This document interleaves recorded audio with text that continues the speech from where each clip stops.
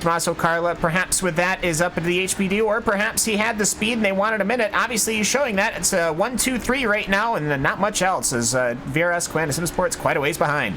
They are quite a ways behind, and Cisco, I've just been noticing, looking at the hyper-stimulated TTL esports machine, there's a little bit of a bend on the rear wing around the right end plate. So when you're looking at that vehicle and how difficult this track is, there are a lot of high curbs around here, very easy just to pick up a bit of damage here and there.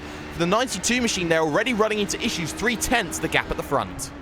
Yeah, and I guess there's some good to come from this. If they can get used to that now, they don't have to worry about the car changing too much, but it's going to be just a tad slower with that aero damage. It's going to be handling just slightly differently.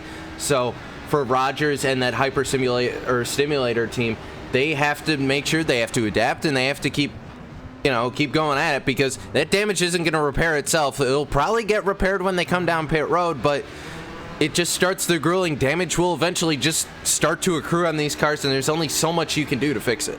There is only so much you can do. Looking back, though, at your GTE field, battle going on for about position number 5 downwards. Black Star Racing Fornax, the number 7 machine. You got the likes of Core Sim Racing Red Cross, Huixingvel Core Motorsports, and the Core Sim Racing GTE Silver machine, all there right now at the moment.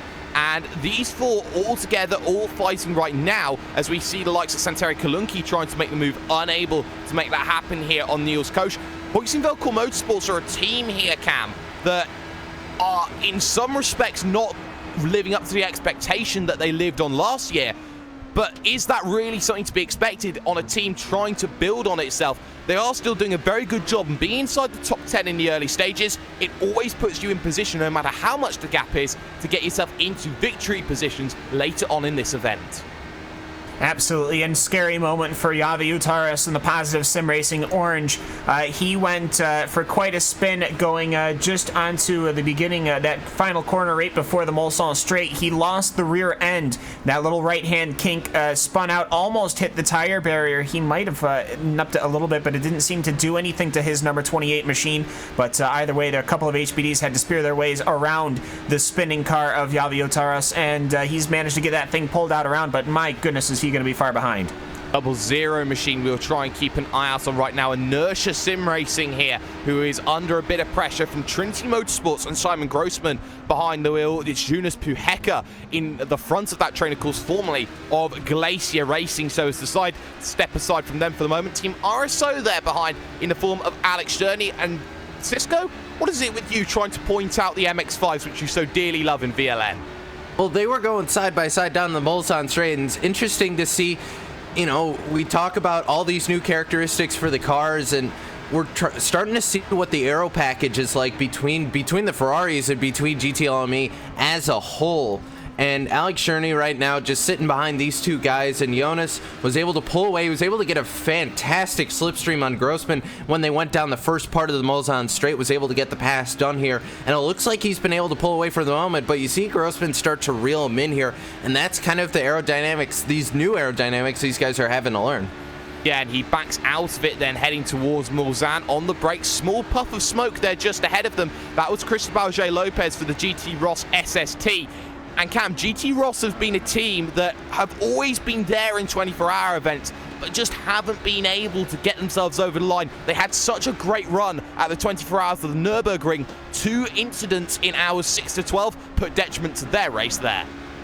Yeah, absolutely. And of course, you have to always, when I do think of G-Tross, I do kind of think of the Nürburgring and the VLN, because I always seem to see them there. They're always prime in the VLN series, of course, which is on iRacing Live and RaceBot.tv as well. But right now, this little pack here being led by that Evolution Racing Team 226, it's 3 Ferraris, then there's a little bit of a gap to another couple of Ferraris. It seems like we've got quite a few Ferraris here in attendance today. I don't necessarily know off the top of my head just yet what the ratio is between Ford and Ferrari. I'm sure I'll look at that in a few moments' time, but I will say, for what it's worth, doesn't seem like there's a segregation of these two cars just yet, which is exactly what you want to see. Yeah, we're going to look, though, at the likes, say, of the 22 at the moment here, having a very good race of things right now. Glacier Racing, that's Shoni Bachmann behind the wheel of that one in the GTE category, has likes of Performance Motorsport Chassis 1 behind that at the moment. That's the 69 machine of Marlon J. McMullen here in that vehicle. So there's a bit of a mouthful for Marlon McMullen having that battle going on. And well, Cisco, even for teams down at the lower end of this field, they are still going to be fighting their way through. Currently, as this race has stood, no retirements in the opening quarter of an hour, and that's what everyone would like to see. Yeah, and just to note, the cars that are kind of in the back right now on the tail end of your field, those are guys, they wanted to do that. That's Inex Racing GTE. Their two cars, Sturgis in one and Josef in the other one, those two guys started on pit road and they're way off the pack here. Didn't want to get involved in any sort of incident early on here, Jake. And those guys at the tail end of your field, but they're still running those cars very clean at the moment. Yeah, they certainly are. Battle, though, for the race lead of your HBD category, shall we say. Pure Racing Team LMP24. The pressure is being applied right now and runs a little bit wide, actually. Coming out of Mulsanne, a couple of tyres dipped into the gravel. That's not going to be very helpful for Maximilian Benecke, who will now have to try and use this run up towards Indianapolis to try and scrub off all that dirt. Josh Rogers is just sitting behind and just making sure that all of that pressure can pay. Tucked right in underneath, won't be comfortable enough to make the move on the only really 3 wide at most section here on the run to the banked Indianapolis corner. And well, Cisco, when you look at the likes of Josh Rogers for TTL, this is a driver who is a very consistent one, but both drivers at the front of this field have been known to make mistakes in the past. Will that be playing into other drivers' minds as they start playing that tactical game of chess in the opening 15 minutes? I mean, when you're in that car, Jake, you have to think, going through the driver's mind, anything they have to worry about just adds to that thought process. You don't want anything taking you away from these early moments of just focusing on hitting your line and getting in a good first stint. So for these guys, it looks like we're going to have maybe possibly problems with the 23. Not sure what's going on with the Apex Racing car. Oh, looks like they've had mechanical issues perhaps and have to pull behind pit road. So it's starting early for the 23 team. And the 23 team then runs into issues, and that's going to be a horrible, horrible situation for them. Hopefully, they can get themselves back out and going again, and that 23 machine will just have to try and survive after all of that. So, at the front of the field, though, it is 1 and it is 2. Pure Racing Team followed by that Hyperstimulation TTL machine. And well, for the time being, those two will look to keep together. We're going to look, though, at your GTE category right now. Fredrik Rasmussen has been able to pull out that gap. There has been a change for second, though, on this lap, because Torrent Motorsports here have lost that position, Cisco. And now in front of them is Ricardo Castroledo and the Radicals Online team. And Ricardo, of course, he's been practicing in these cars for a very long time. We've seen him a lot lately here on RaceSpot TV, driving all sorts of different vehicles. We've seen him in the Skippies, we've seen him in the GT cars, and once again hopping in the new GT LME class. And Golombek, it looks like he just let him go for that position right now. Pretty content to ride at the moment.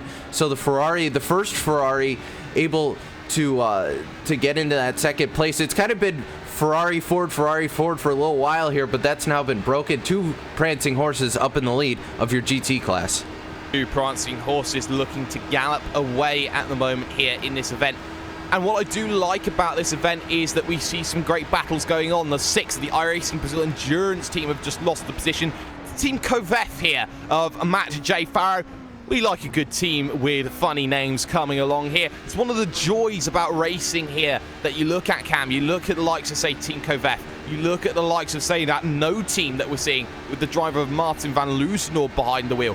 Drivers just want to make sure they get their name out there, and the funnier, the better, in my opinion. Let's go throw it to you. Yeah, I'm not really sure how to follow that up, but I was actually taking a look at the timing, and one thing we do have to note, the 781 of Jamie Fluke, that's kind of your first HPD sort of group. You have the 2 leaders of Benecke and Rogers, and then everyone's kind of spaced out. That first group, Jamie Fluke, Julian Moreno, and of course Patrick Holtzman, those guys all sort of together. That's your first real group in the prototype class, and we talk about those prototypes you know, we've talked about it time and time again, just how gentle you have to be with those cars. Any sort of damage can be adversely effective to those cars, and you don't want to be running in a group this early on, Jake, because things can happen. Yeah, things can happen. It's like trying to carry a china plate with a lake of lava beyond you, and the bridge that you're walking on is full of Lego bricks. That's the sort of dangers that you're having to face here when you're driving an HPD. And the argument can be said again for the Ford here, Cisco, because that Ford, a lot of drivers have been complaining about the damage to the under tray when they've been going over these curves. You even look at one of those curves, and they are going to cause you major issues. Yeah, and it's basically, you know, you look at the front valence or the front splitter on those HPDs, and even something, you know, just clipping one of the curbs in the Ford curve, or even one of the curbs in the Porsche curve, that'll do some damage to that car if you're not careful.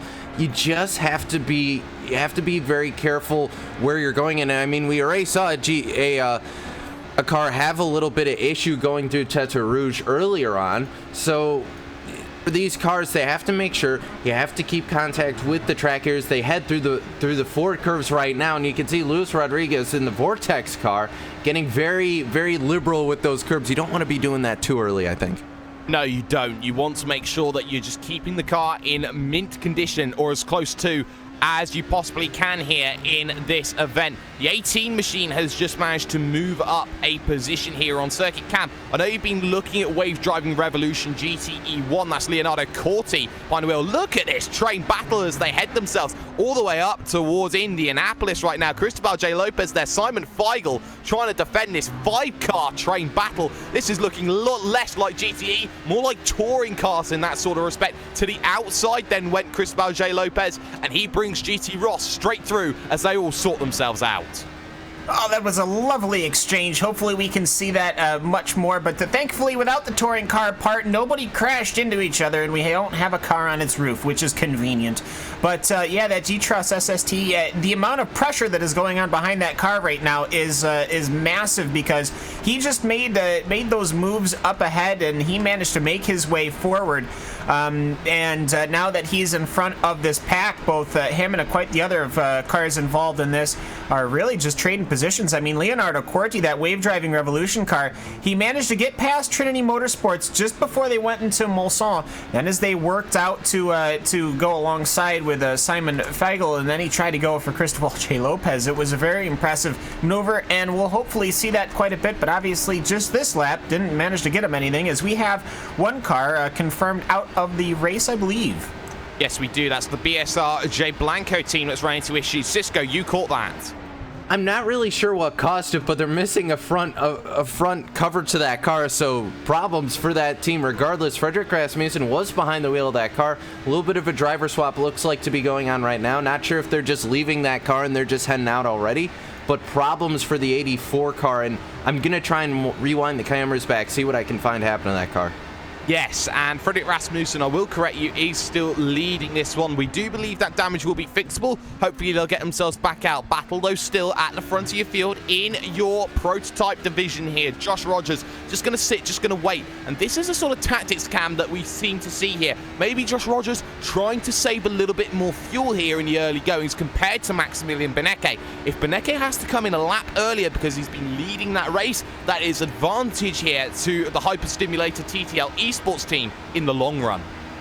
Oh, it absolutely is, and we'll see here just which one sort of takes precedent. Is it, as I've just saw the BSR J. Blanco incident, was just entering the Ford chicane, lost the rears, and made a heavy impact on the tire barrier. But either way, going to the front of the field as they've replaced the front nose cone, actually that BSR car is now back on track. But it's interesting to see these different ideas and strategies. I think for Maximilian Benecke, Joshua K. Rogers, and Tommaso Carla, I think these three guys are the ones that are running to maximum pace. They want your lap times as low as possible, which out of the three, Tommaso Carla did have the lowest lap time. But then you start getting into, well, what's the other strategies? What perhaps is VRS Quanta SimSport doing? They're on an island all their own. Iberica Racing Team in fifth, they're all on their own. And then you've got the Jim Sorg Rennsport car, and then Tio Martin esports cars, before you finally start getting into the real, quote, packs of cars, really the first one being led by Madison Down in the Momo Tasman racing car. So it's going to be interesting to see how these strategies develop, as it almost looks like Joshua K. Rogers is going to start fighting for the lead anytime now, perhaps down the Mulsanne. Maybe he will have the opportunity. It is worth taking a look at Josh Rogers to see just how he's going to make that move as they head out to the S's Tetra Rouge, this difficult sort of fourth gear corner at 215 kilometers an hour. Make sure you don't run too wide on the exit there. It is designed for you not to abuse that concrete on the outside as much as possible. Then you hit the public roads, then you hit the Mulsanne straight. And for Josh Rogers, 300 kilometers an hour already going here in your prototypes. He has the ability to make the move if he wants to, but you can see that overspeed, 8 kilometers an hour. He gets close, he gets a lot closer, he backs out of it there, Cisco. That is apparent in the early goings. He doesn't want to quite make the move just yet. Yeah, I think Rogers is sitting back. I think maybe on a different fuel map, perhaps in that car, at least just saving a little bit of fuel. Doesn't feel like he has to push the pace as much right now. So I think you mentioned that these guys trying to go full tilt. I don't think Beneke or Rogers is going absolutely 100% of everything they can do right now. They have a decent gap, those three on Mac Bankham in the VRS car, but I still don't think any of those guys going full tilt just yet.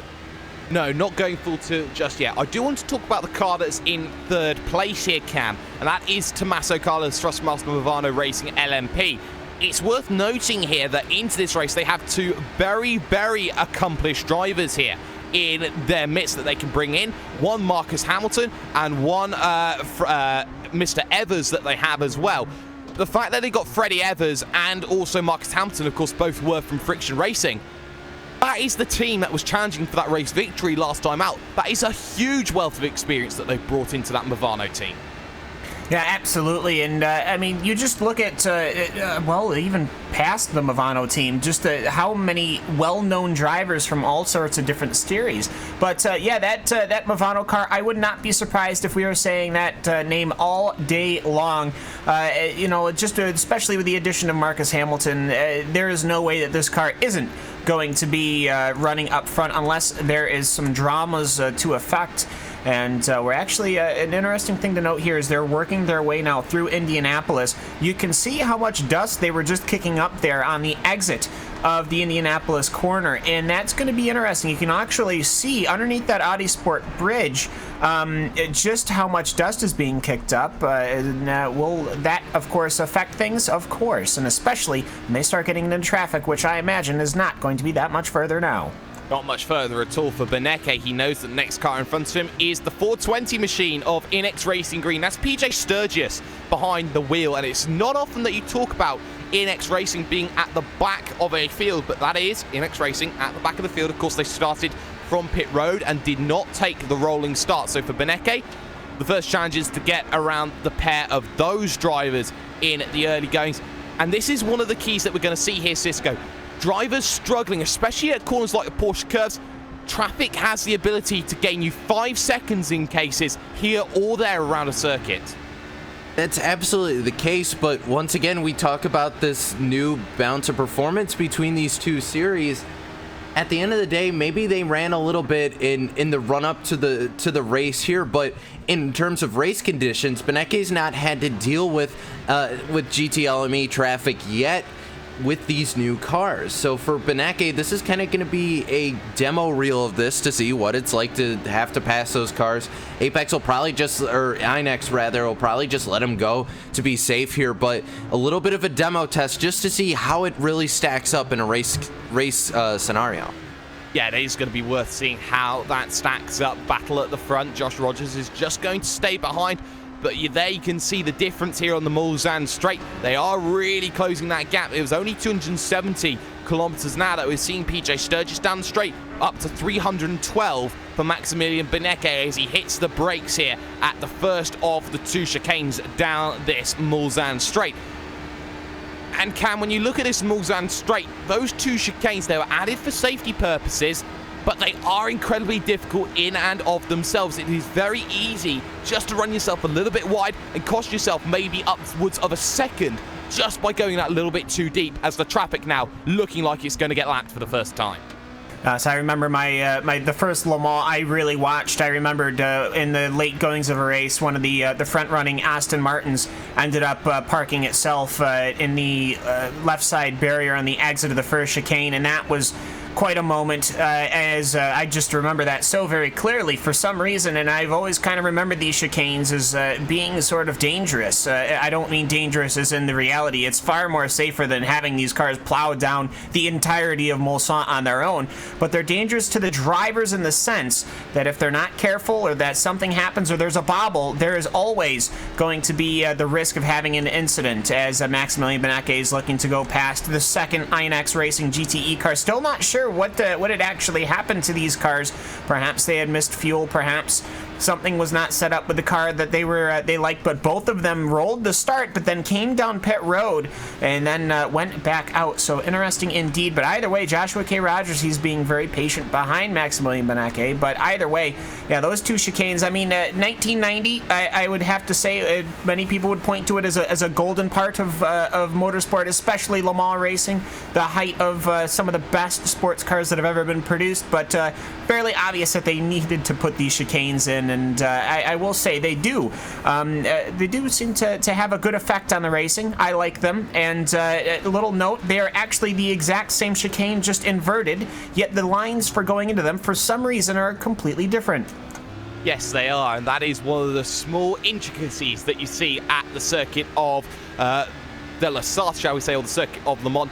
One of the big battles that we're going to see here, the lap traffic try and get through, is this one. GT Ross SST, Evolution Racing Team 226, Trinity Motorsports, Wave Driving Revolution GTE 1. And then you got the likes of Inertia Sim Racing, Evolution Racing Team, Black Star Racing Gemini, and Team RSO as well. 8 sort of GTE cars here, Cisco, each of which within about a second and a half of each other, with battles going on. Zachary Hanlon of the 227 machine trying to get past Jonas Puheka. They have a little bit of weaving here down the straight. Don't cross the beams, boys. And you can see they are going to get close. They are almost going to touch. They're leaving no room out on the circuit, but the move is done by Hanlon as he moves himself up another position. Evolution Racing slowly starting to gain positions in this race. They're up 11 from where they started, as is the team not too far behind them of Black Star Racing as well. So Evolution Racing doing a fantastic job early on in that 227, and right behind them, Puhaka's been able to get Inertia up 7 spots, so not a bad day for those guys either.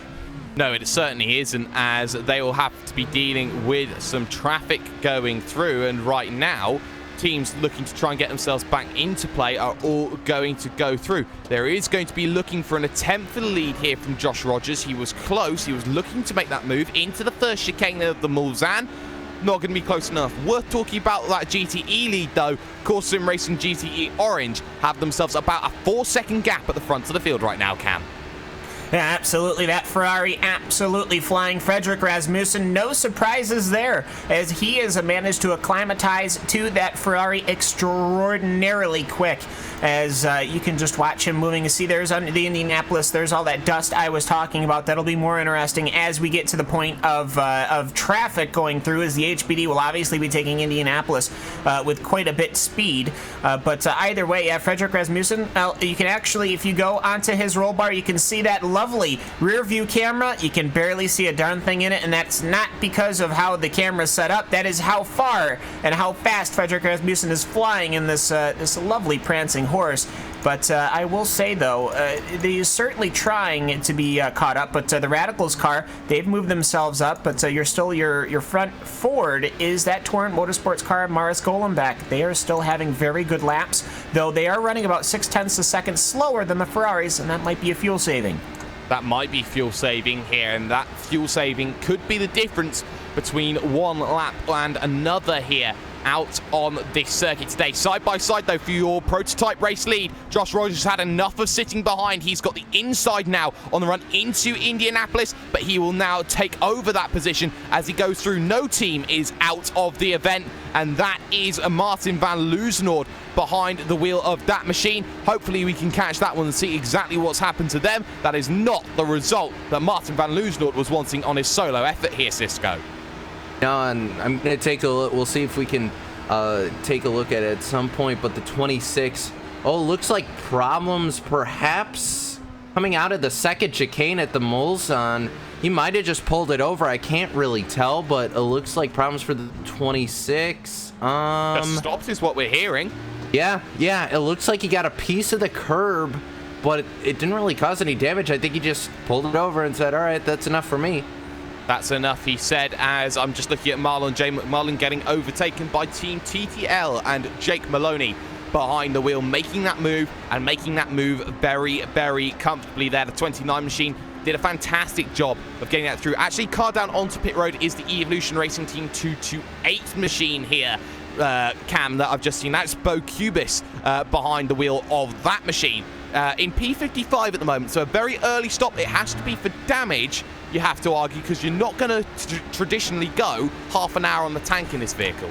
Yeah, I see some damage on the left side, right where the exhaust is, right just above the number 228 car. Coming into the pit lane is going to be getting the repairs. I actually also see some damage on the right door and the right pan.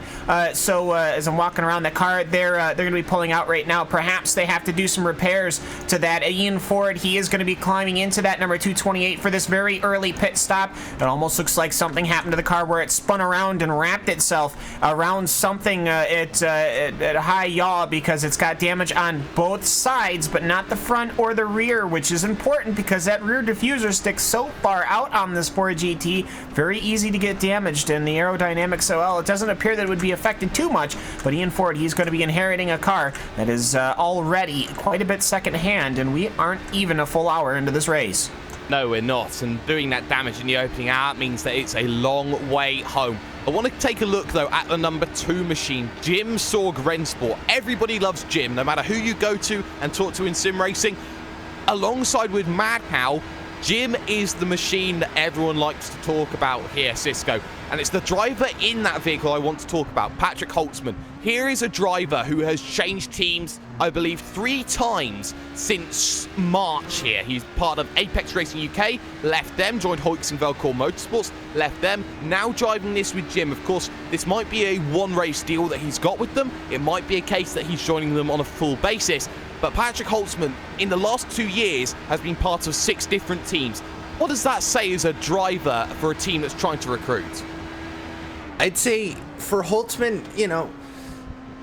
changing teams can be a very tough thing because you have to learn with, if it's a big enough team, they'll have a crew chief or a race director or some sort of strategist, so you'll have to learn their cues versus your own. But keep in mind, for these guys, it's usually a couple less people than what you would see in real life, so it's not, you don't have to worry about having to learn the names of your 50 new race engineers. So luckily for Holtzman, it's not a huge departure versus, maybe say Takuma Sato moving to Andretti this year in IndyCar. But for Holtzman, still, it's a different set of drivers that are going to be running with you in this race. It's still going to be maybe a little bit different team colors, which at the end of the day, you're still driving a different color car. And if you're looking for the pit board or for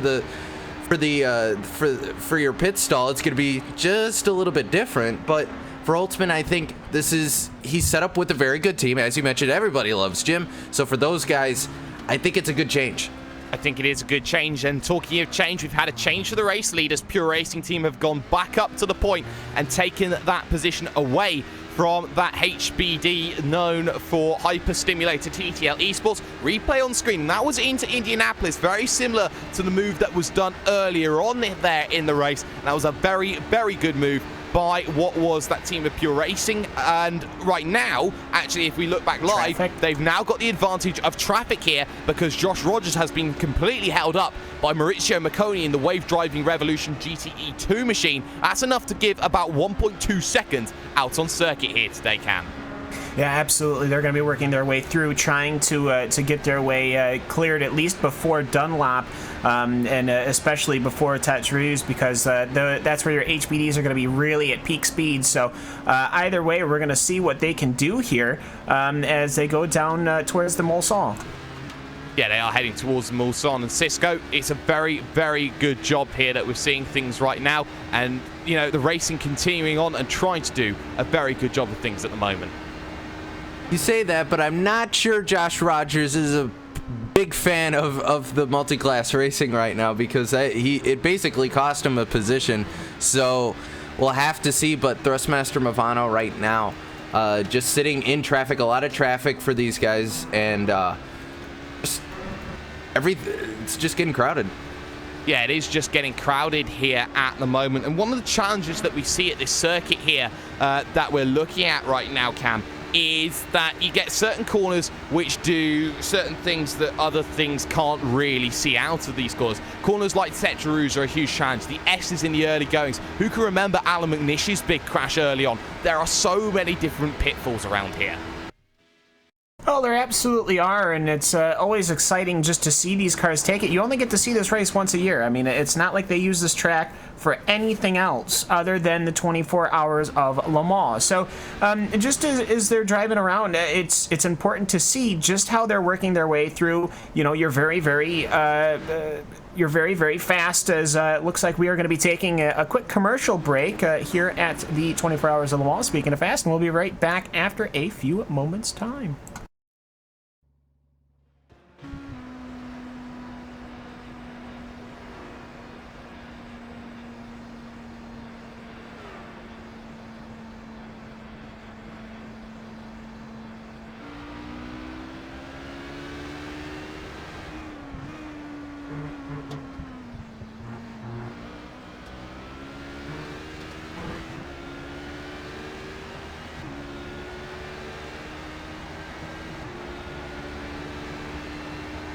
Okay, we'll go back in less than 1 minute.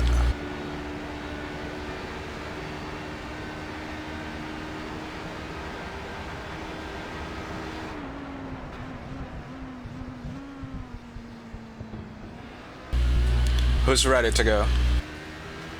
I'm still connecting. I'm still here. I Okay. survived it, actually. Okay. Who's gonna call the coming back? If they're loaned in, I can. Any cars gone? Everyone, no, there's still 1, 2, 3, 4, 5, 6, 7, 8, 9. There's about 7 or so still on pit road, I think. Going live.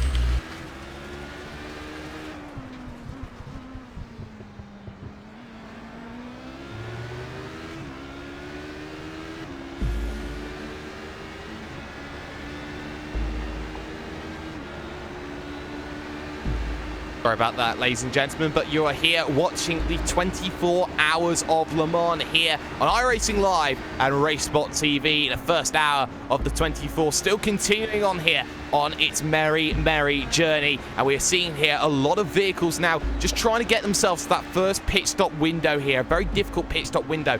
It's Jake Sperry here, hashtag Do You Mind, joined alongside by Mr. Cisco Scaramusa and Mr. Cam Walsh. Cisco, the early goings of this race are always going to be difficult. We just started to see traffic play itself a key role. Yeah, it did, and Mac Backham has now taken the lead for VRS Coanda. So those guys out front, Tommaso Carla, he's fallen into second for Movano, so traffic playing a big factor for these guys. And as for the shakeup for your GT field, Rasmussen continues to lead, so nothing too different there. The one car continuing to lead that GTE class. Yeah, and Frederick Rasmussen, Cam, is one of those drivers who is just a godsend that some people can say. You talk about his exploits in Blancpain, he's got 4 pole positions out of 4 for that Core Sim Racing Orange team. We're talking about a driver who has really come to the fold in 2017. Yeah, absolutely, and really, it's as soon as we started just collecting more and more GT cars, it seems that he has been able to really climb up the ladders, and now here he is leading the 24 Hours of Le Mans. Of course, it is not just an effort all on his own. He's got teammates Maximilian Pauli and Jan-Jay Carew of France and Finland, respectively, but for Frederick Rasmussen, he is having a good old day, and he's even already prepared. His visor's the same color as the car. You gotta love the coordination. Yeah, you do have to like the coordination here between car and vehicle around this circuit. And some of the drivers here getting themselves available to express themselves with a couple of liberties, shall we say, here of the liveries. And that's one of the things that you look at here, Cisco, livery design. It's one of the small perks that you just love about these vehicles here. Everyone having their own unique design and doing a fantastic job about just showing themselves just how good that they can possibly be. You know, I talked to Rachel Whiteford coming up last night after we were finished with the Super Speedway guys, and I asked her how much time she had spent painting cars. She'd painted about 7 different types of schemes just based, and she made about 3 different iterations of each design. So she was up to almost pushing 21 cars by the end of the week.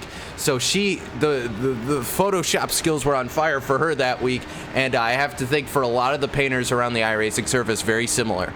Yeah, very similar indeed, as we are still in the early stages then of this event. Madison down in the Momo Trans-Tasman Racing 77 machine, looking to put the pressure on Patrick Holtzman for the Jim Sorg Rennsport team. They got to get around Jonas Buhecker's Inertia Sim Racing machine. They do that without any issues at all, but it does mean that Madison down loses about 0.6 of a second trying to get themselves around.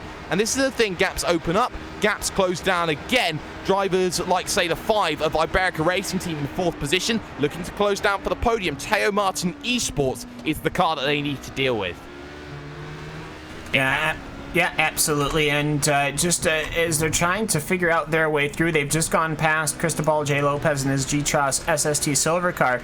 As all these HPDs, the traffic is going to be the traffic, so we'll see what they can do here going through the Porsche curves as they're working their way right now towards the final couple of chicanes. They'll go around the SimRC.de Kiwi car, the Ferrari, as Mark Perez and Julian Rodriguez Moreno are continuing their way through, as Teo Martin, well, they're the cars that's up front. They both managed to get stuck behind a GTE car. That's kind of a good thing if you are Mark Perez. The last thing you want to do is just get stuck behind one singular GTE car.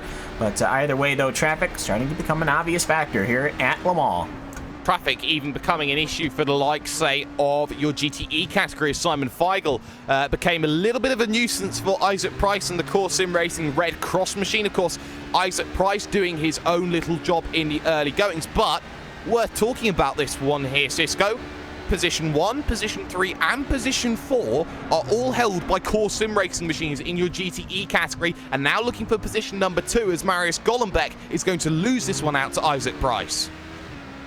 And for Golombek, you know, I'm looking, he has the blue oval on his car, and then everyone else, for the most part, Core, that's another Ferrari, there's another Ferrari, there's a Ferrari. A lot of prancing horses early on here. So I'm curious to see, we know that Ford has a decent ability to fuel save here, so I'm curious to see when it's going to swing the other way. We know that balance of performance has been very close. We reported on Randy Cheneth has done a lot of testing in both cars. He's come away with it saying the balance of performance very similar. So we'll have to see when it swings the other way for the Ford. I think in the long run, Ford might win out here. We'll just have to see. We will just have to see how that comes into play. I'm keeping an eye out, though, on Luis Rodriguez here for the JRT Vortex Sim Racing 24-hour machine here, Cam. Has in front of him Iron Defrator for the Positive Sim Racing Blue. In front of that, Momo Trans-Tasman. Trainer 4, then, for position number 5 out on circuit here. Positions 5 to 8. This can be crucial. This could be a battle for your race lead later on down the line. Absolutely, and this could be a battle of the guys that are running to fuel numbers, or perhaps the drivers themselves. These are the drivers that, whilst obviously having extraordinary lap times, are might not necessarily be the fastest drivers. So what we're seeing here is perhaps these cars are getting ready to go to their relays and hand them off to perhaps the hot foot. I imagine that everybody here is going to be at least double stinting, if not triple stinting, to start their runs here at the 24-hour of Le Mans. But they're working their way, siding their way really through traffic as it stands. Ariel Freita, he stands to lose some time if he gets stuck behind Juan E. Lopez. They're heading into Indianapolis. Now this is where there's all that dust on the outside of the exit of the corner. He'll make it through, and here comes actually Luis Rodriguez. He will make it through as well. So everybody managed to play themselves out, but you can see just how that might be a little dangerous going down the road, and especially later in the race when fatigue starts being a factor. Yeah, fatigue is going to be one of the big challenges that drivers will have to face here, because they'll have to deal with tiredness, maybe getting up at 2, 3 o'clock in the morning, get into that vehicle and drive a couple of hours. When you try and get tired, that is going to be a couple of issues for quite a few people going on. And in the early stages here, you're seeing here the leading GTE vehicles are now starting to get lapped by your HBDs and your prototype field, shall we say, in terms of this. Holtzman getting around that Black Star Racing Fornax machine. Joni Heikkinen there behind the wheel. 1, 2, 3, and 4 machines go straight flying past then in the early goings there here, Cisco. And the fact that they can all get themselves through in the early goings is that's happening right now. HBDs, though, starting to come in for their first stops. Yeah, Mac Backham and Tommaso Carla both coming down. Julian Moreno as well as Patrick Holtzman, all those guys coming down. It's basically all of your prototype field sans Iberica. They're all heading down, heading into their box here. So I guess they hit their field number here. Everyone coming down, and the first stint of the race is over. It is, and traditionally the HBD can only go 45 minutes. They'll take fuel. Maybe some drivers will try and take tyres here. Maybe some drivers will not and try and go an extra 45 minutes on those tyres. I'm expecting the latter here in the early goings. Thrustmaster Movano in position here to really make that challenge to Coanda. And even though that gap was about 2.2 seconds here, Cam, when they got themselves on that last lap as Backham gets himself away, Matt Backham has absolutely blitzed away from the driver, Tommaso Carla. That is about 4 seconds there on pit stop. Is that the case of tyres being the factor? Well, perhaps. I mean, I think everything, of course, we have to remember, I don't think they can just do the tires and the fuel all at the same time. So you're seeing some people, I think, double stinting their tires, and some people are not. Jim Song and Positive Sim Racing are going side by side on the exit of the pit road, and Ariel and Tofreita will have made the position up on the exit of pit road, and neither of them, I don't think, has gotten a penalty for unsafe pit exit. So that will be very exciting if Ariel and Tofreita can keep that sticking. But for some of these prototypes, you're starting to see them come out at different intervals. I think that's a difference between getting tires and fuel and just getting fuel. So it's interesting to see how these strategies play out, because of course that means that they're going to be taking tires. They might not be taking tires on the next stop, and the guys that didn't take tires will. Yes, and Patrick Holtzman there has just lost that position then to the driver of Arjen de Freitas, but he will look to try and get that back here down the Mulsanne straight. Will be looking to make that move to the inside. He'll go, and a very, very annoyed Patrick Holtzman will get himself back up then one more position then in this event. And that's what some drivers will be looking at here. Just how quickly can you get past the drivers that you've lost out to, that you've actually lost some time to here today. And that is going to be key in terms of this one. I also want to look at this, Cisco, in terms of your GTE field. Because there's been so little running, does anybody know if you take tires or if you don't take tires? Who takes that gamble? I would assume that the 1, the 14, and the 16 probably all going to be on the same strategy of some kind. Core probably going to work together on their strategy. But as far as the rest of the field, we just don't know. We'll have to see. We'll have to see what these guys decide. Certainly, I think someone's going to try and roll the dice with it being the new car. I mean, why not? Maybe you can find something. You could find something on older tires or something like that. We'll just have to see. But we talk about how the HPD is very similar to the DW12 in the case of it's been raced a lot here. These guys have those setups down to a T, but for these new cars, it's a completely different ball game. Yeah, it completely is a completely different ball game here, and that is something that everyone is going to try and deal with here in terms of this racing. Take a look at the Iberica racing team. That's Marc Perez behind the wheel of that one in the 5 machine. We'll see if he drops down onto lane this time by. He does. So he's on a different strategy. He went a lap longer than most of his rivals here, as Justin Brunner and Inex Racing Green will come in also just in front. So for Marc Perez, he's gone a lap later here. Is that an advantage for him? As you can see, battling going on as the Team GT HBD tries to get himself down onto pit road in between the bits of lap traffic, like Simon Feigl there. So in terms of this, do you think that Iberica are in a better position right now here, Cam? Yeah, absolutely, and we're seeing just how they're running through here after that first pit stop. I think we'll have to see where the GTEs come in, but Iberica, of course, running fairly well, I'd have to say. But either way, actually, I just almost saw an incident with one of our front-running HPD cars, Kain Kujimiya. He almost ended up having an accident with that Teo Martin Esports car, but they've managed to pull a massive gap just because of how hard Kane had to have gotten onto his binders. But either way, though, We should be seeing the GTE cars coming into pit anytime soon now, I'd have to say, and we'll see perhaps when the core car does come alongside. They're just going through the first chicane right now, but I think these cars, Jake, can make 14 laps. Sorry to change the subject a little bit abruptly, but I think it'll be 14 laps, and Elvin might say even 15, which would be very impressive, I have to say, but that would involve a lot of fuel saving.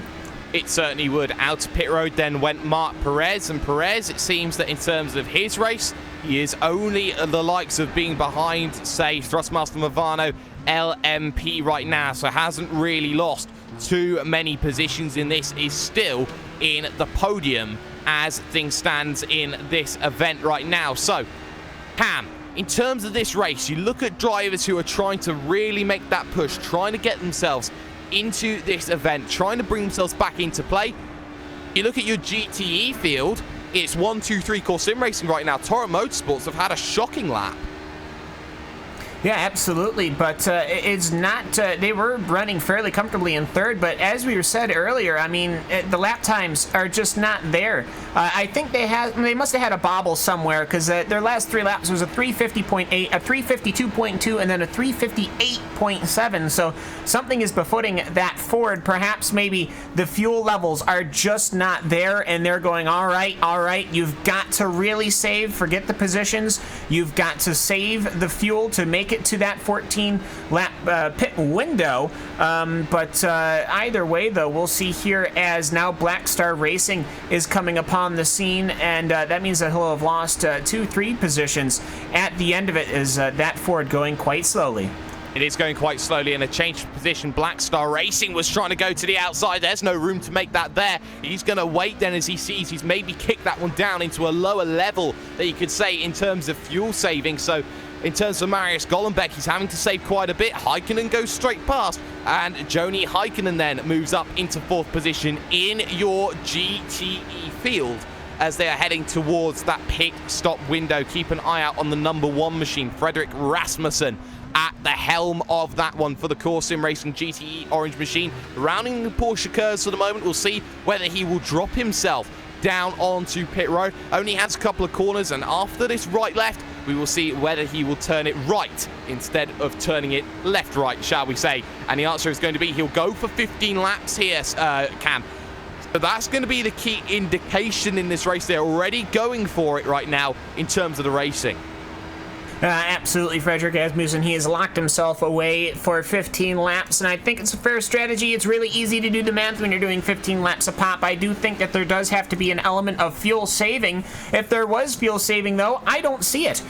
His very first lap was a 348 flat. He's running 349s right now, but of course, I have a feeling at the start of the race, obviously, everyone's quite faster, as we do have some GTE cars in, as it is the Black Star Racing Fornox car and the Torrent Motorsports Ford pulls alongside, going through the pits, trying to make some space. They make a little bit of contact in pits. Now, gentlemen, this is the pit lane. You can't be fighting for position here, but either way, though, as Joni Heikkinen, well, he lets him by so he can pull into his pit stall. Very interesting, but I have to say, they didn't want to risk a collision, because nothing I think would be worse than making a collision on pit lane at the beginning of a 24-hour race. And here comes G-Tros SST's GTE Ferrari, so we're seeing both Ferraris and Fords coming down pit lane.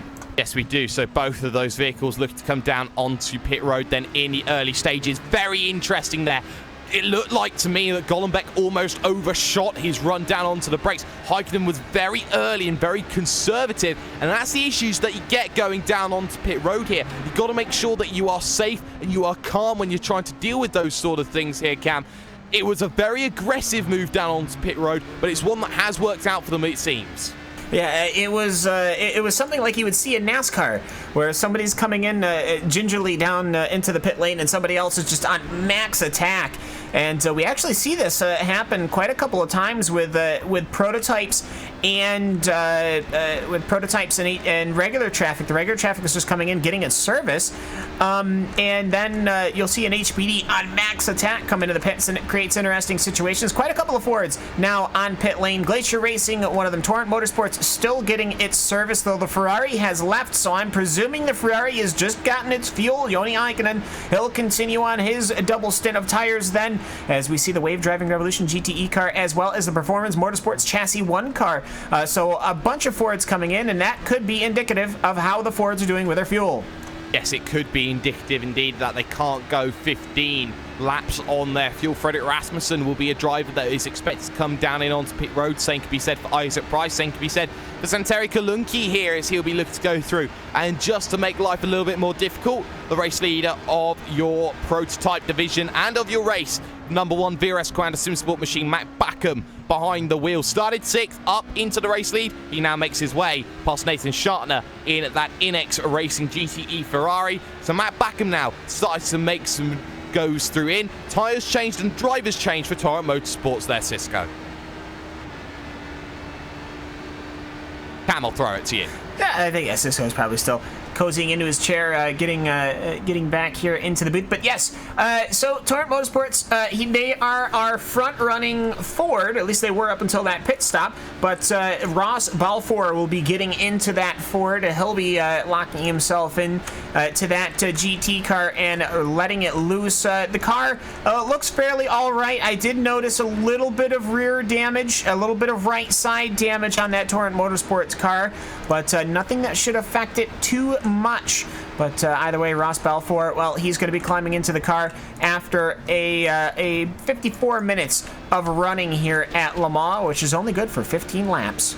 Rasmussen is in as the 21 has spun the vehicle around. That 21 machine belongs to the Team GT HBD. That's Michel Ricci behind the wheel of that one. But Fredrik Rasmussen in from the race lead and was heavily coasting on his way into the box. Isaac Price will follow, so will Santeri Kulunki then in the early going. So now the case for Core is, have any of their drivers lost positions in the early goings here, Cam, compared to the others? Because the fact that they've got to deal with this here and the fact that they've been coasting on their way into pit road, does that mean that they were really, really concerned about their fuel numbers for 15?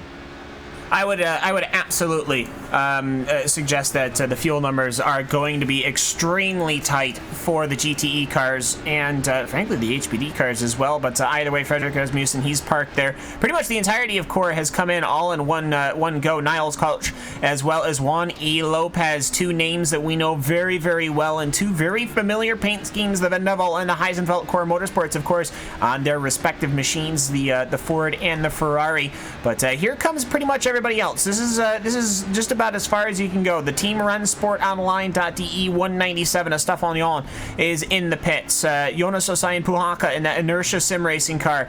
The Core Sim Racing cars are just leaving now. One is still stationary, so I almost wonder perhaps did they take tires different from their teammates? Well, we'll have to find out. As once we get all the numbers here, I'll look through them all. But either way, though, pit lane, an extraordinarily busy place.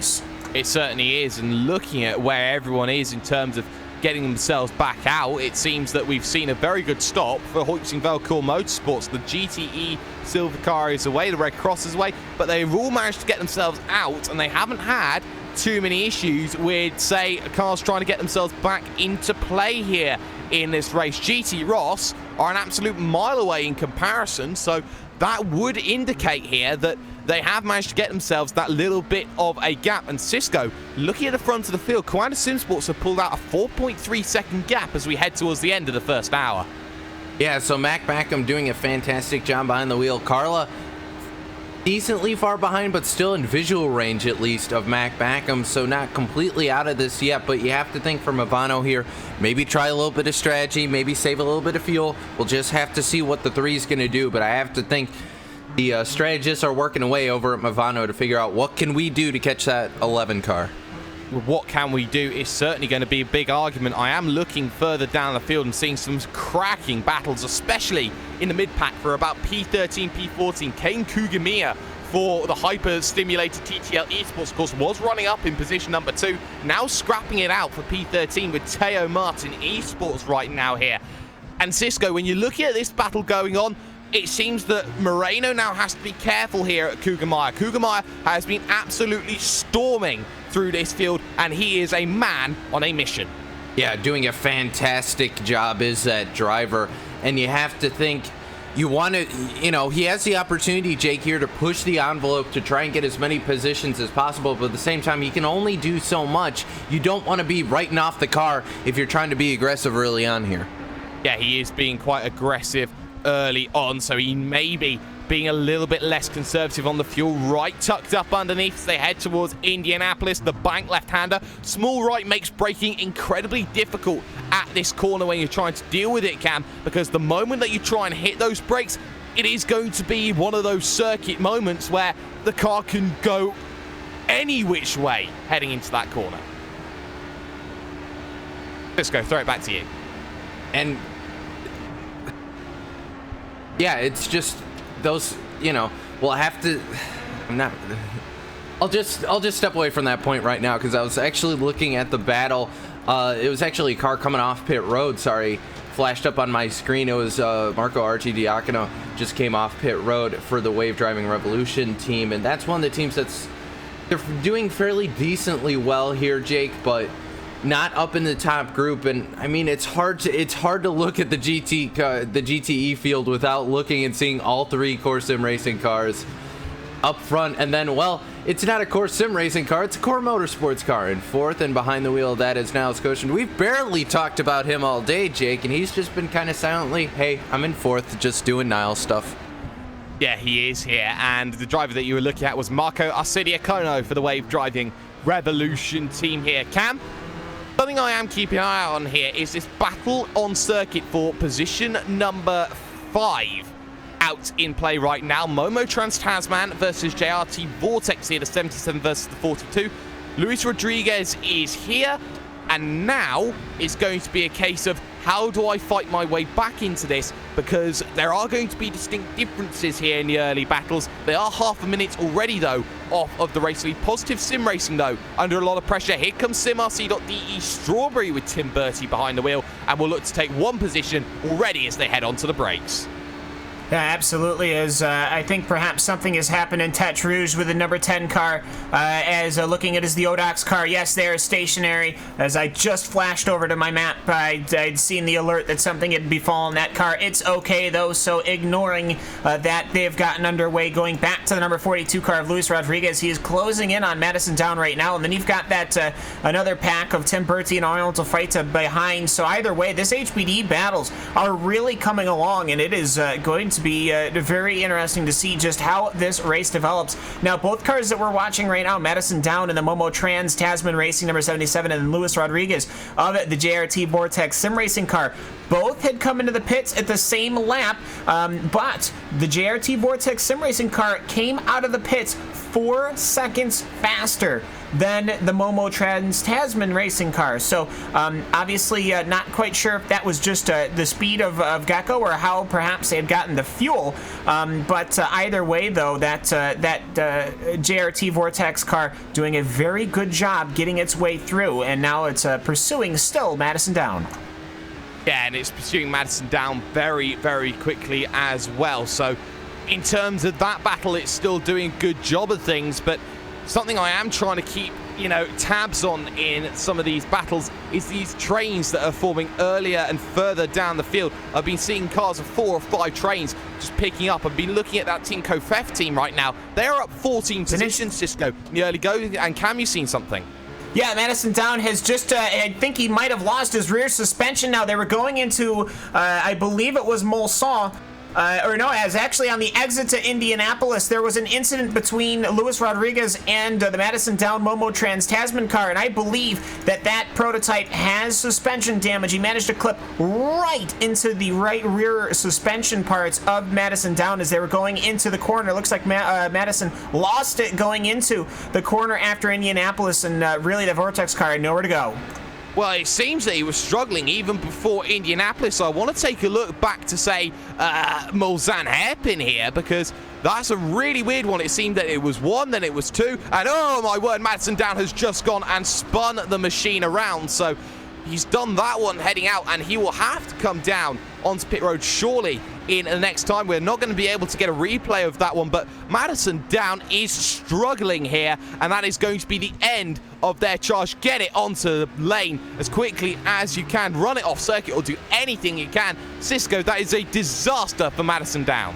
Yeah, and that car, he's just fighting it, just trying to get back to the paddock. That car is destroyed. I mean, the right side of it, you can see how the wing is already warped, and he's just trying to fight the car down to 60 kph, 37 miles an hour onto the pit road here. And you have to think there's going to be a lot of repair in order for that Momo Trans-Tasman racing car to be able to get back out on track. And I have to think there's going to be some damage in that car they won't be able to fix. That'll just start to accrue. Yeah, it will start to just get worse and worse and worse. And talking about getting worse and worse, we do have an update then on the vehicle that was struggling at Torrent Motorsports. They've pulled it behind the wall and called it a day because Cam, they had some under-tray damage. That's what we were seeing from them. They were really struggling with under-tray damage. They lost 8 seconds on a lap because of that damage. They tried to get it repaired, but obviously it's done something a lot more internal to that vehicle, and as such, they've had to pull it behind the wall and say race done. Yeah, absolutely, and that is very unfortunate. We've had a couple of retirements, but it's just it's unfortunate to see. I see that that Torrent Motorsports car sitting all the way back in 56th position. No bueno there. The Evolution Racing Team Australia car, though, the 228, that is actually back on track, which is nice to see. But either way, though, they're going to be quite a couple of laps down. So it's going to be interesting to see how these cars are adapting to their situations as they befall. But either way, though, this track can be quite the track to chew cars up and spit them out, especially if you are aggressive on the curbs. Yeah, you can be very, very aggressive on the curbs in the early goings. But of course, we are over an hour here in Race Sport TV, at Race Sport TV even, shall we say, in the 24 Hours of Le Mans. It's time for the traditional update that we get. Do you mind? We're broadcasting here. BRS Grandison Sports, the 11 machine is up at the front. 3.3 seconds the gap between them and Thrustmaster Movano Racing LMP, that 3 machine that we're seeing. Iberica Racing Team are in position number 3 at the moment. Jimsor Rensport currently the car in 4th. It's JRT Vortex Sim Racing then that is in that big scrap. Positive Sim Racing's through, so is SimRC.de Strawberry. They saw the Strawberry in 5th, 6th at the moment for Positive Sim Racing. JRT Vortex then in 7th. 8th position right now is the Blackadder Motorsports 167, and then behind that you look at the likes of, say, SRT Esports in position number 9. Rounding out the top 10 at the moment, though, is Team Covfefe here right now. And Cam, I'll give you the honours of going through your GTE class. Absolutely, and well, it's been a Core Sim Racing storm. It's 3 Ferraris, positioned 1, 2, 3. It's a GTE orange car with Frederick Rasmussen. He's been leading since the drop of the green. Core Sim Racing's Red Cross effort. That is, of course, piloted right now by Isaac Price. And then not that far behind, it is the Core Sim Racing GTE silver car with what appears to be no silver on it, as Santeri Kalunki is the one piloting that car. It doesn't go that further behind, though. Most of these cars are fairly are only really separated by maybe 5, maybe 10 seconds a pop, so it might seem spread out on the track, but really it's still close battling throughout. The position number 4 will go to Heisenfeld Core Motorsports, and then Vendeval Sim Racing White will be in 33rd overall, which will put him in 5th in GTE. The SimRC.de Kiwi car will be in the 34th position, or 6th position. Team RSO is going to be in 7th in GTE. Inertia is going to be in 8th. G-Tross SST, who we saw really putting some fighting with many other cars over the course of their first stint, is currently in the 7th or 8th position. And that's the top 8. I'm going to need you guys to finish out my the recap. Yes, and well, 9th position then, as things stand, is Inertia Sim Racing, and GT Ross SST will round out the top 10 then in those early goings here. So drivers now just trying to make those pushes, trying to get themselves through here, Cisco. And what we are seeing here in the early stages is teams struggling to get around a few lap traffics. Drivers like Patrick Holtzman I've seen had some issues. Positive Sim Racing Orange are looking to try and battle with that BSRJ Blanco team that have managed to get themselves back out on track again. Yeah, and those guys, once they can get that car back out, at that point, it's just a case of you have to take stock of what's in the car. How is it handling up to this point? We're past an hour into this race, Jake. You have to see what kind of damage has accrued on that car, what's going to be the problem, and kind of take stock of that whole car. So we'll have to see what those guys are going to have to do. Yeah, and well, now we are seeing here just how these battles are going on, but we're going to step aside after the hour here, ladies and gentlemen. We'll be back after this.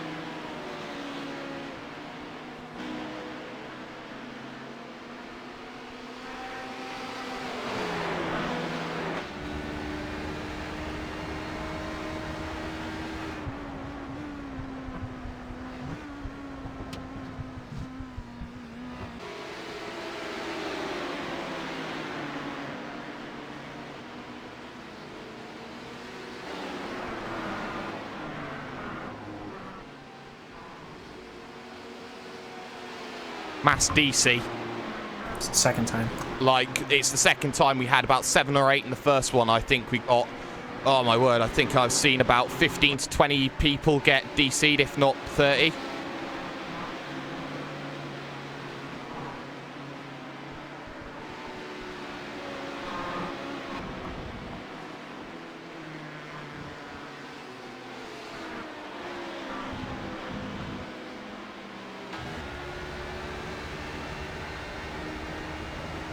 Eleven and 4 seconds.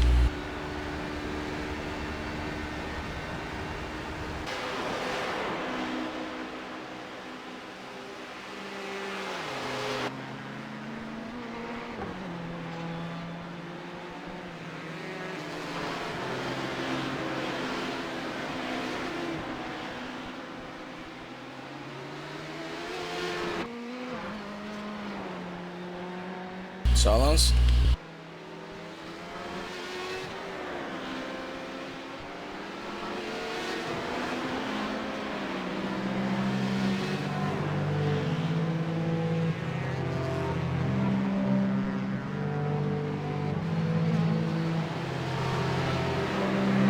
Welcome back, ladies and gentlemen, to the 24 hours of Le Mans. We're just over 1 hour here in this racing event.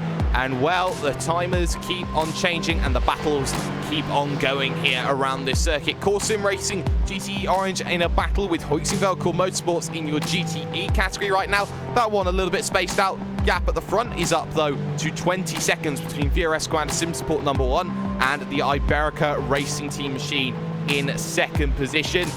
You're watching this on Race.tv and on iRacing Live. I am hashtag Do You Mind Jake Sperry, joined alongside by Mr. Cameron Walsh and Mr. Cisco Scaramusa. Cisco, battle going on between SimRC.de Strawberry and the Positive Sim Racing Blue Machine. Battle for P4 out on circuit. Gap when they last crossed the line, 0.4 of a second, but of course that gap has been opening in the last lap or so. Yeah, Positive Sim Racing Blue has done an excellent job to try and pull away, and we're starting to see the dust kind of accrue over in Indianapolis. You see it get flung up there, but Tim Birdie he loses time, I think, on the straights, but he's been gaining time in the corner, so I'm wondering if the aero package a little bit different is now the Positive Sim Racing car going to jump to the right-hand side of driver's right of Mehdi Kaidasoja in that Ford GT in front that's now behind him, and both of those guys able to get around each other fairly easily. And it looks like Tim Birdie's actually going to get held up a little bit. So SimRC.de car finally going to get past there, kind of towards the end of the curves there. And then that's kind of allowed that 6th place car, the SRT Esport, the 333 of Bryant there, to close in on the SimRC.de car. Yeah, all looking to try and close as they make their way through. A driver like Maxime Briant then trying to get himself through on the SRT Esports machine. Cam, something that we are seeing, of course, with all the dust kicked up, is that we're also going to be looking to see that track rubber in as time goes by. That makes the surface a lot more slippy for certain drivers. It sort of works like an arc. You get to the top of the peak, about 50% grip here on this circuit, and it feels like you are driving on what is basically the stickiest surface known to man. Get yourself, though, a little bit further on that, it feels like you're driving on ice. Yeah, certainly, and especially with that dust getting all kicked around from the HBDs, especially around that Indianapolis area. But either way, though, it's just as the track develops, we'll see here just which drivers seem to be able to take to it. And you got to remember, these cars' setups are so wildly different between so many different cars and types of drivers and types of setups that they're comfortable with, that some may come into its own on the as the track rubbers in, and some will slowly fall off as time goes on. Yeah, it certainly will. Just look at this battle here in your GTE category going on, Cisco. It's Fabrice Cornelis behind the wheel of the Vendaval Sim Racing Prato machine. In front of that one is going to be Dustin Hickman of the SimRC.de Kiwi to the inside. And a little bit of argy-bargy between the two. Looked like Hickman wanted to make a turn but didn't make it in the end. So, in the end of that one, Cornelis gets himself +1 on a position. Yeah, Cornelis, a little bit of a dive bomb, but he made it work. So for Hickman, he's going to lose out a position, and Cornell's going to continue to drive away, or at least try to pull away, but now the slipstream may be going to go in favor of Hickman. We'll just have to see as they head down Mulsanne towards the second chicane.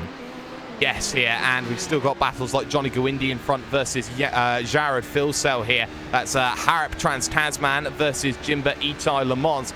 So in terms of those two battling right now, it seems that Jimba Itai is looking to try and get themselves here into this battle here. And for Filsell here, he's got that gap here, but it's not much here, Cam, that you're looking at here that he has to work with.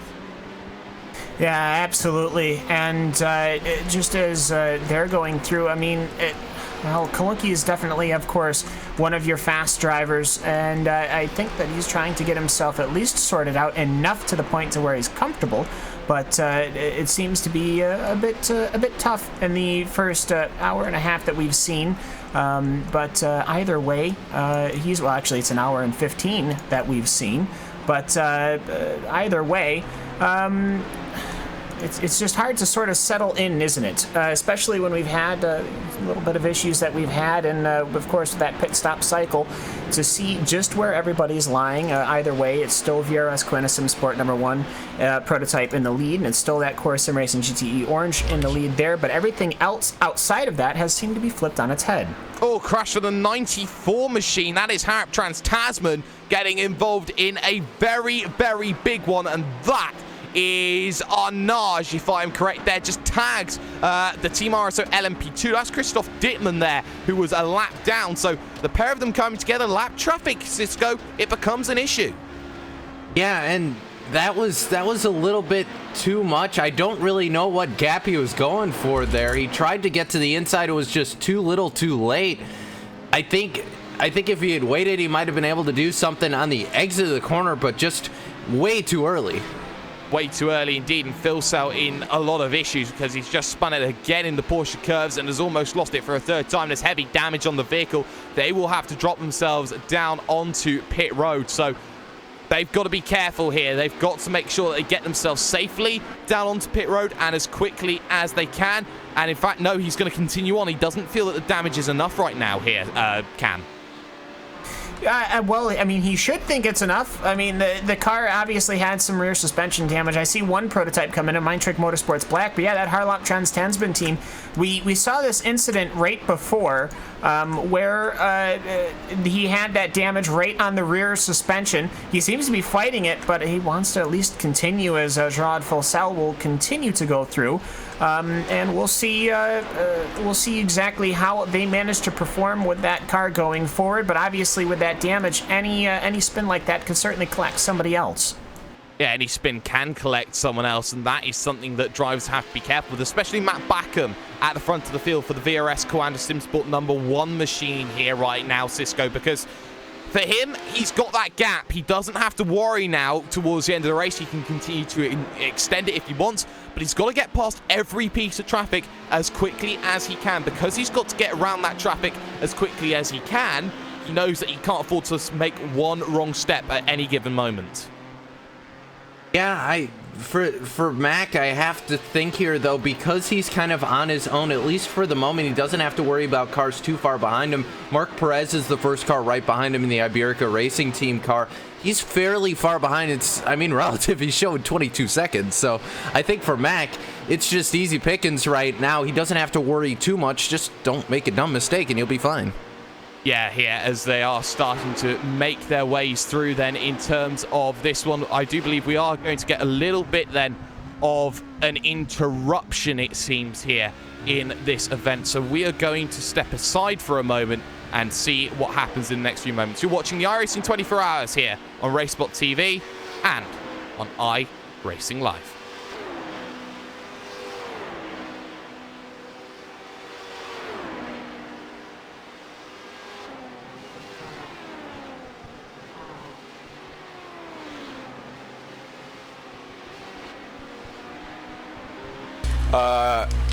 In 3 minutes, we're gonna go back live and we're gonna stop the broadcast.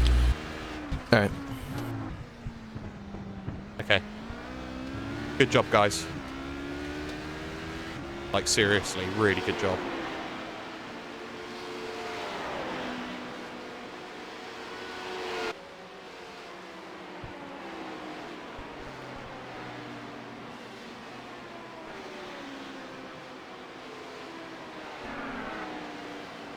Someone went blowing by.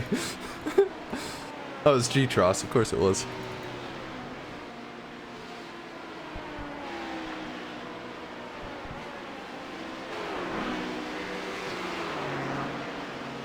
Iberica.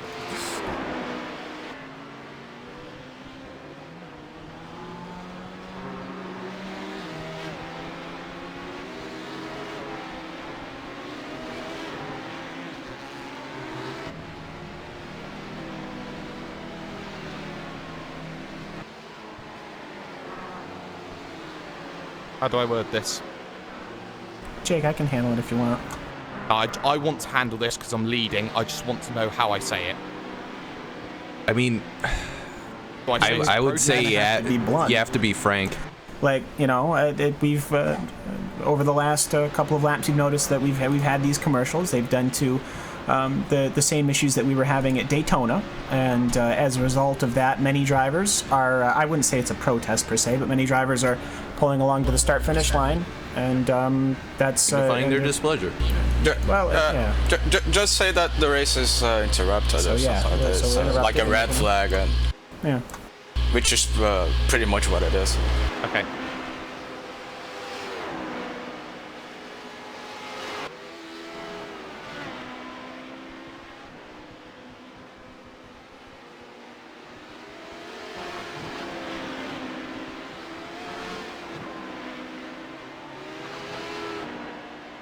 Alright, going live in a few moments.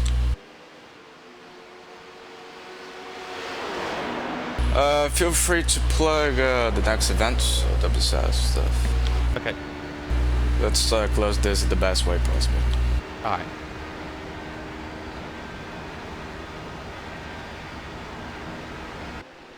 Silence, please.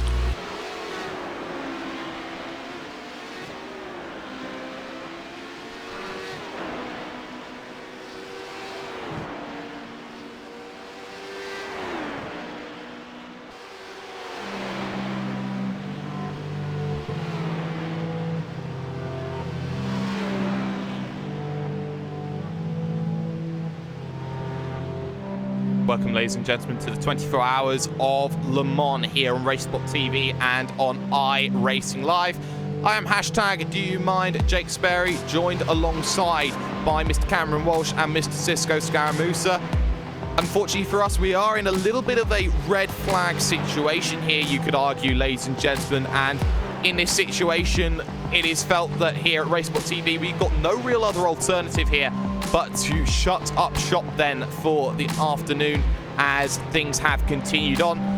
And it is a shame here on the 24 Hours of Le Mans to stop our coverage. It's something that Racesport don't take lightly and don't want to do, but we feel that it is the only decision at our disposal here. Don't forget that the 6th round of the iRacing.com Grand Prix World Championship Series, I've butchered the name, but I'll continue onwards, is coming to you from Silverstone in 1 week's time, as will the 3rd round of the VLN Championship. But from all of us at Racesport TV, make sure you race hard and race safely as you continue on your days. Thank you very much for joining us, and we'll see you in another race at another time.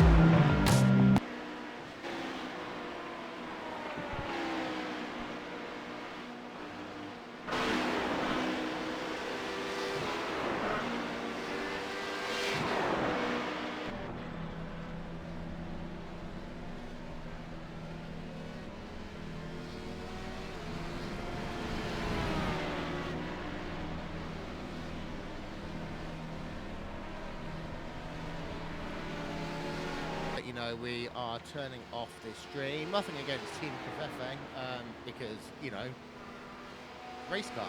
Bye.